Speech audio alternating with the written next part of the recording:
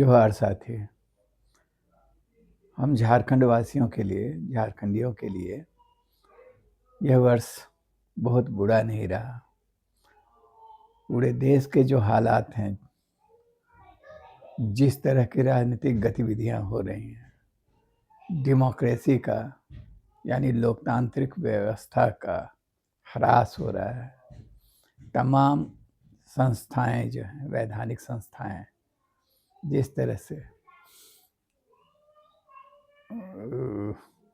उनमें जो क्षरण दिखाई दे रहा है, जो मुख्य केंद्र हैं डेमोक्रेसी के, यानी न्यायपालिका, विधायिका, कार्यपालिका और मीडिया,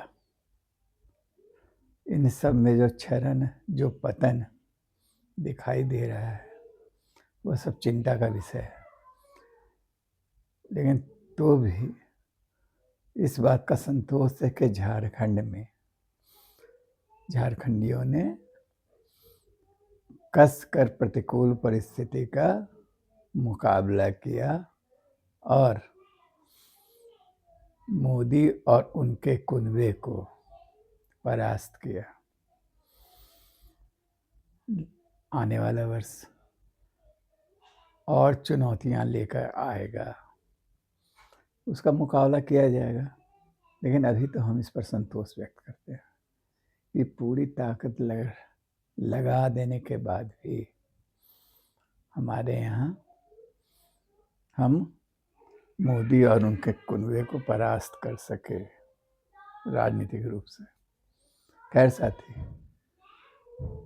अभी के समय में ये जाते जाते वर्ष के बीच जो हम चर्चा करने के लिए बैठे हैं, सबसे चिंताजनक पहलू है वो मीडिया में जो चरण है, और उसको तो उसका रूढ़ हो गया है गोदी मीडिया के रूप में या शब्द में। लेकिन इससे इतर भी जो बौद्धिक समाज है, जिसमें प्रखर बुद्धिजीवी हैं, जिनके पास अकाट तर्क शक्ति है, जो लिखने पढ़ने से जिनका वास्ता रहा है और वो चीज़ों के डेप्थ तक जाते हैं, वैसे लोगों में जो पतन दिखाई दे रहा है, ये ज़्यादा गंभीर विषय है बन गया है। यानी आपकी सारी बौद्धिकता, आपका सारा तर्क करने की क्षमता, ज्ञान, यदि इन सब का इस्तेमाल यह संघीय व्यवस्था को और संघीय व्यवस्था को चलाने वाले लोग जो हैं, उनको ही मजबूत करने में लग जाए, तो ये बौद्धिकता किस काम की, आपका ज्ञान किस काम का, आपकी प्रखर तर्कना शक्ति किस काम की। अभी जैसे 2-3 घटनाएं ऐसी हुई हैं, और उसमें जिस तरह से बहस मुहावसा चला है मीडिया में या मीडिया के बाहर के बौद्धिक समाज में भी, उसको देख के अफसोस होता है। जैसे थोड़ी देर के लिए दो जो ताज़ा तरीन घटना है, एक है अम्बेडकर। संसद में शाह ने अम्बेडकर के बारे में एक अजीब तरह की शैली में कुछ कहा है। अब उसको यदि सीधे सपाट ढंग से या ठीक ढंग से बोला जाता है, तो उसमें ऐसा कोई इतना अपमानजनक बात नहीं है। मैंने भाई दिन रात अम्बेडकर करने से क्या होगा। अम्बेडकर जो संविधान बना के गए, उस संविधान पर देश चल रहा है कि नहीं। अम्बेडकर ने दलितों के उत्थान के लिए जो कुछ सोचा, जो कुछ किया, वो हुआ कि नहीं। दलितों की स्थिति कितनी सुधरी, ये सब ज़्यादा अहम सवाल था, इस पर बहस होता। लेकिन बहस हो किस लिए रहा है, किस बात पर हो रहा है कि शाह ने या भाजपा अंबेडकर को कितना सम्मानित करती है या वो किस तरह अपमानित करती है, और दूसरा पक्ष ये सारी बौद्धिकता इसमें लगा दी जा रही है कि नहीं, अंबेडकर का अपमान कांग्रेस ने कब कब किया, कैसे कैसे किया। और कांग्रेसी इस संविधान की मूल अवधारणाओं के प्रति कितने ईमानदार हैं, किस तरह उसका दुरुपयोग करते रहे। बहस ये चल रहा है, और उस बहस का लबोलुआब क्या है? कुल मिला के वो सारा तर्क आपकी तरकना-शक्ति जाके मोदी को मजबूत करती है, मोदी के कथनों को मजबूत करती है। जो कहते हैं मोदी, जिस नज़रिए से देखते हैं वो चीज़ों को, उसी नज़रिए से आप भी देखते हैं और उसको पुष्ट करने की कोशिश करते हैं। इसी तरह मनमोहन सिंह की मृत्यु हो गई, मौत हुआ उनका।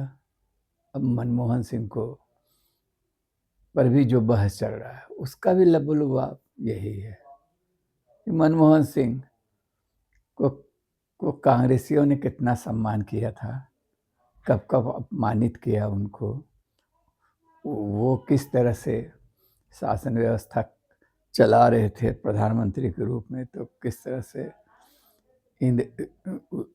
उनको सोनिया गांधी उन पर नियंत्रण रखती थी बाहर रहते हुए भी, या और इसी तरह की ढेरों बातें हैं। लेकिन इस बहस से उससे आम जन को क्या लेना देना है? राजनीतिक दल अपने हितों के अनुकूल काम करते हैं अपने तरीके से, और अपने फायदे के लिए करते हैं, चीज़ों का इस्तेमाल करते हैं। तो उसमें आम जनता का, तो आज मान लीजिए अंबेडकर के लिए हमारे लिए ज़्यादा अहम सवाल है। अंबेडकर के लिए, आदिवासी जनता के लिए की तरफ से यदि हम सोचें तो हम कैसे देखें अंबेडकर को? अंबेडकर ठीक है, अंबेडकर ने समता और न्याय पर आधारित संविधान, धर्मनिरपेक्षता की भी बात की और उसको बुनियाद बनाया संविधान का। लेकिन कुल मिला के आदिवासी जनता कैसे देखे अंबेडकर को? अंबेडकर ने कभी आदिवासी जनता के प्रति तो किसी तरह का सम्मान प्रकट नहीं किया, या उनके प्रति सदैव दृष्टि से देखकर, वो तो फ्लैट ढंग से कहते हैं कि आदिवासी जंगली हैं, असभ्य हैं। वो उनको, हिंदुओं को, उनको, आदिवासियों को सभ्य बनाना चाहिए था। अब यदि वर्ण व्यवस्था में आदिवासी नहीं है, ये खुला सत्य है, खुली सच्चाई है। जो वर्ण व्यवस्था है जिसके बहुत विरोधी थे अंबेडकर, तो उसमें आदिवासी नहीं है, ब्राह्मण, क्षत्रिय, वैश्य, शूद्र इस कोटि से बाहर हैं, इस वर्ण व्यवस्था से बाहर हैं आदिवासी। उसके बावजूद आदिवासियों के लिए कोई अलग धार्मिक कोड का न होना, संविधान में आदिवासी शब्द का प्रवेश ना होने देना, यह सब किसने किया है? तो इसलिए हमारे लिए तो, या आदिवासी जनता के लिए, आदिवासी समाज के लिए तो अम्बेडकर को वो लोग मानते हैं, कहते हैं कि हाँ उन्होंने हमारे प्रति अन्याय किया, आदिवासी जनता के प्रति, आदिवासी समाज के प्रति। क्योंकि कितना सभ्य और समाज है, और उसके पैरेलल आदिवासी समाज में किस तरह की जीवन शैली है, किस तरह का रहन सहन है, तौर तरीका है, देश दुनिया को देखने का उनका जो नज़रिया है, उस पर कभी गौर से देखिए तब समझ में आएगा फ़र्क। कि सभ्य समाज की तुलना में वो कितने ज़्यादा सभ्य और सहिष्णु हैं। तो इसलिए अम्बेडकर पर बात करेंगे तो संपूर्णता से बात कीजिए ना। वो ऐसा नहीं है कि इस पर डिबेट नहीं हुआ है, इस पर पूरा डिबेट संविधान सभा में जयपाल सिंह की तरफ से हुआ था, बहस में हुआ था। उन्होंने रखा था तार्किक ढंग से कि कितने डेमोक्रेट हम हैं। सबसे बड़ा चीज़ है कि दलितों के बरवक्स एक जो आदिवासियों के प्रति अन्याय अम्बेडकर ने किया 2-3 तरीके से। एक तो उनके बारे में नज़रिया उनका एकदम गलत था, अपमानजनक था। आदिवासी या सभ्य या जंगली नहीं है। हाँ, पर्यावरण के बीच वो जंगल के बीच प्रकृति के निकट रहता है, उसमें सुख पाता है। लेकिन जंगल में रहना का अर्थ हो गया कि वो जंगली है और सभ्यता से कोसों दूर है। ये सब अब लोग नहीं स्वीकार करेगा उसको। तो उसी दूसरी चीज़ जो है कि आप आदिवासियों के लिए कोई अलग धार्मिक कोड क्यों नहीं संविधान में शामिल हुआ? क्या मान के चला गया कि वो उसी वर्ण व्यवस्था का हिस्सा है? तो ये तो बहुत बड़ा साजिश मानेंगे हम अम्बेडकर या उनकी तरह सोचने वालों के लिए। संघ के लोग तो यही सोचते हैं ना, वो तो कहते हैं कि हाँ सरना सनातन एक है। क्या अम्बेडकर भी इसको मानते थे? तो सवाल ये है, इस पर डिबेट होना चाहिए था। आदिवासी शब्द से परहेज करना, इसका क्या मतलब था? उसको जनजाति के रूप में चिन्हित करना, उसके तरह उसको लेकर कितना तरह का संकट पैदा हो रहा है। जनजाति के रूप में चिन्हित करना और अधिकार ये देना सत्ता को ही कि उस जनजाति सूची में कौन आएगा वो सत्ता तय करेगी। ये कैसा षड्यंत्र था आदिवासी समाज के प्रति। तो इन सब बातों पर बहस हम ये नहीं कहेंगे कि इसकी वजह से अम्बेडकर का महत्व कोई कम हो गया। अम्बेडकर जितने हैं, उनका जो योगदान है उसके महत्व को कोई इनकार नहीं कर सकता है। लेकिन आप संपूर्ण डिबेट जब कीजिएगा तो संपूर्णता से करना होगा आपको।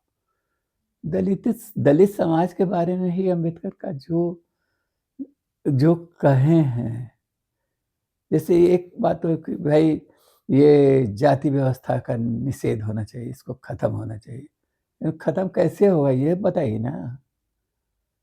2 उपाय आप बताए हैं सीधा। जाति व्यवस्था की बात छोड़िए, दलितों की गरीबी विपन्नता कैसे दूर होगी? क्योंकि इसके बारे में हाँ आदिवासी समाज या उनके जो नेता रहे हैं वो बताए हैं, सिद्धू कान्हू हो या बिरसा मुंडा हो। जल जंगल जमीन, उस पर उनका अधिकार होना चाहिए और उस अधिकार के लिए वो लड़ते रहे। ये जीवन का मूलाधार है। दलितों के लिए क्या बताया आप? एक चीज़ तो बता दिए कि आरक्षण होना चाहिए, ठीक है।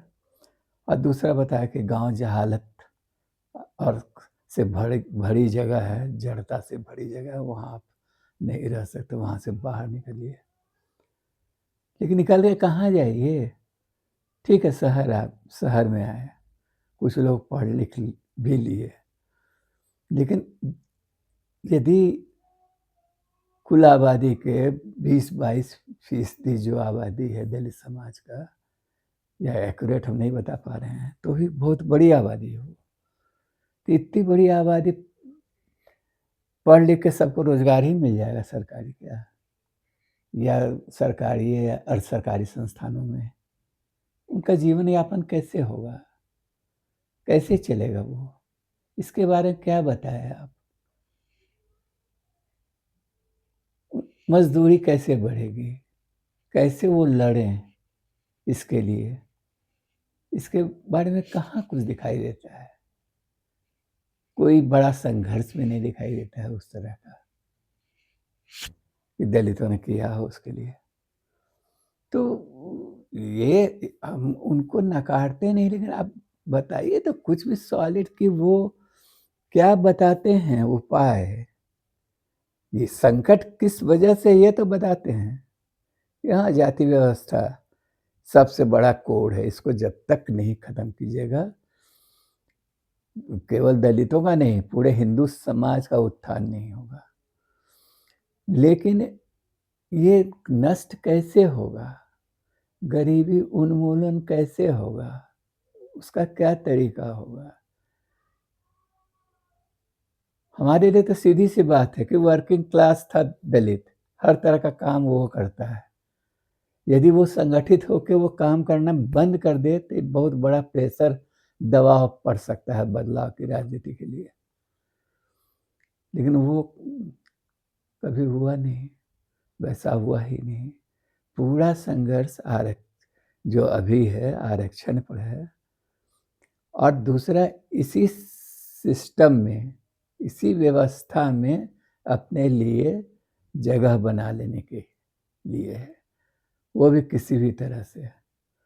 और इसीलिए ज़्यादातर दलित नेता जो बाद में अभी हुए हैं, चाहे मायावती हो, चाहे रामविलास पासवान हो, चाहे चिराग हो, चाहे बॉम्बे के क्या अठावले या क्या है वो हों, या जो भी है दलित नेता, वो सब सवर्ण राजनीति के ज़्यादा करीब है। क्योंकि वही नज़रिया है कि सत्ता में हमको भागीदारी चाहिए जैसे भी हो, और उससे उत्थान होगा। लेकिन वो प्रयोग असफल रहा है। आज़ादी के बाद का ये कितना बरस हो गया, 70 या उससे भी ज़्यादा, हालात नहीं बदले हैं। तो ये जो मौका था कि आप इस पर, इन बिंदुओं पर चर्चा करते, उस तरह का चर्चा नहीं हो रहा है। मनमोहन सिंह के बारे में भी वही बात है। मनमोहन सिंह के बारे में आप चर्चा क्या करते हैं?